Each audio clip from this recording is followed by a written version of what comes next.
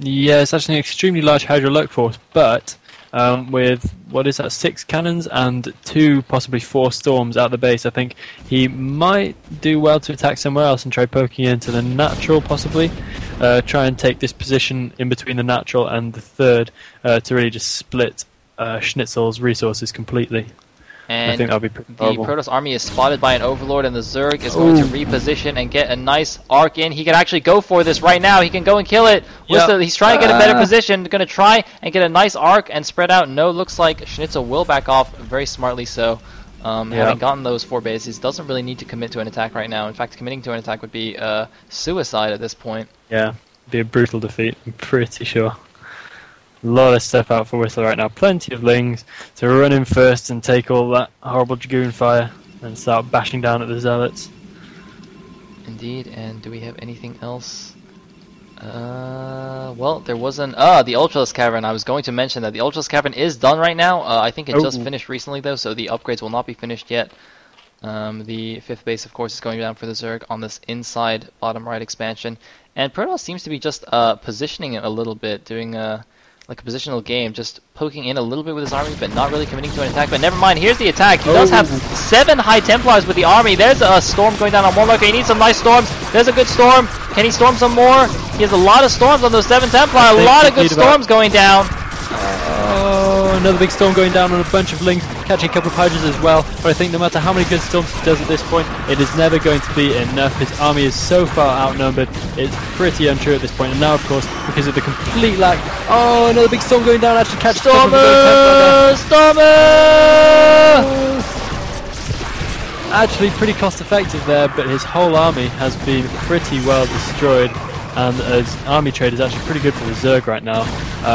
Also, Schnitzel's lack of good mid-game engagements means he's been left in the late game with not a single Archon, and here are the Ultralisks. Ultralisk! 11 bashing across the map. Scary things. They don't not seem... one Oh, Archon. never mind. They do have their carapace upgrade, and there is a Defiler with the army as well. So Whistler's macro is getting out of control right now on 5 bases. Once he gets that 5th gas up, he'll be able to make as many Ultralisks as his heart desires. More gateways being added on. That cybernetic score is spinning. What is that? I don't see any Stargates being added or anything. Did he actually not get Dragoon range? I thought he did. He was definitely spinning before. Maybe he's going to go for a big late game Corsair bust. Because a lot of the time Zerg will stop producing anything that can deal with air at this point, and so by producing a whole bunch of Corsairs, you can supply block these Zerg for a very, very long time. This is true, but his Stargate isn't blinking, which is why I was a bit puzzled. He's actually throwing down cannons in his main to prevent any kind of doom dropping action. And here comes the army. It looks like the Zerg will back off right now. Of course, Psystorm does next to nothing against Ultras. Indeed. Or rather, Ultras can just tank like 4 storms or 5 storms or something silly. But oh my god, a lot of Ultraling is coming out. And is the Ultra speed up not done yet? Or is that just how fast they are when they have their speed upgrade? I'm not really sure. But oh man, Schnitzel needs some... Oh, he has a Dark Archon! He needs some regular Archons though. He's got way too many Templar. I think he should actually at least morph one pair of these into an Archon. But that Dark Archon, of course, will be to feed back the Defilers. Which I find to be a very nice tactic since due to Maelstrom, it could be Maelstrom. Yeah, but I think feedback is much more efficient because Maelstrom costs like 150 energy, feedback's only 50, and with consumed Defilers like almost always have max energy when they engage. So you can easily feed back 3 or 4 Defilers and get your monies back instantly. And here's a big engagement. He needs to get some nice feedbacks off. He needs to get some feedbacks off. He's not using it. He's storming. He's storming himself. He's completely down to Plague. Plague on Ultralisk. Storm going down. So much Dark Swarm. He didn't get the feedbacks off. His army is only High Templar right now. Huge storms going down still. But that is all he has. Those 2 Plague Ultralisks are not happy about that. Stormer! What a brutal battle for both sides. Both sides losing a huge number of units, actually coming out pretty even.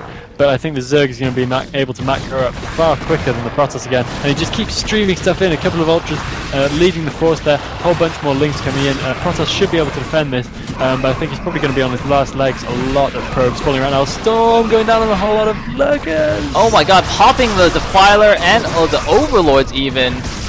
Nothing so many High Templar. Not even a supply-producing structure, and all the Templars now morphing into Archons. A little bit late though. This base is going to go down for sure. And Mass DTs are out.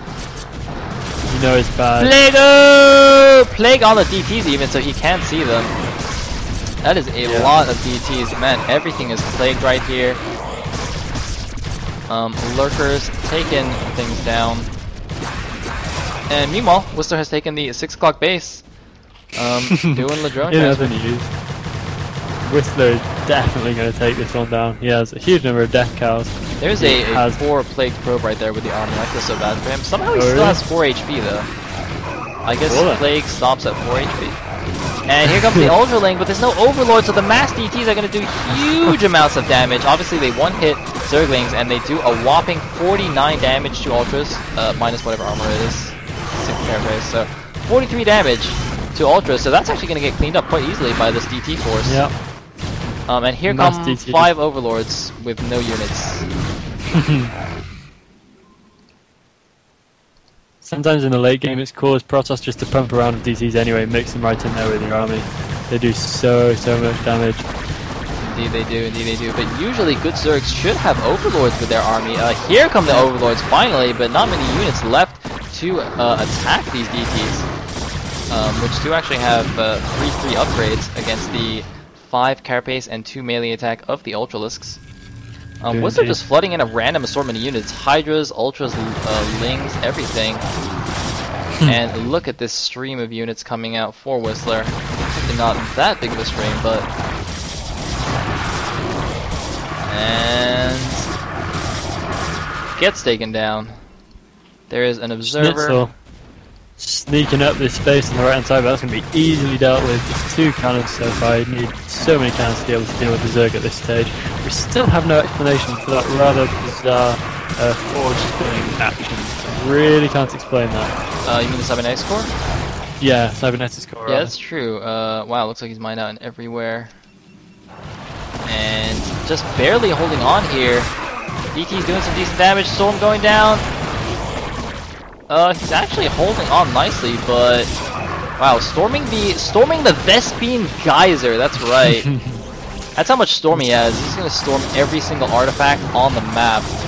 Yeah, this is a pretty limited thing. WhistleR is just gonna keep crunching stuff in until he runs out of money altogether. GG! WhistleR going up 1-0 in this best of 5 finals.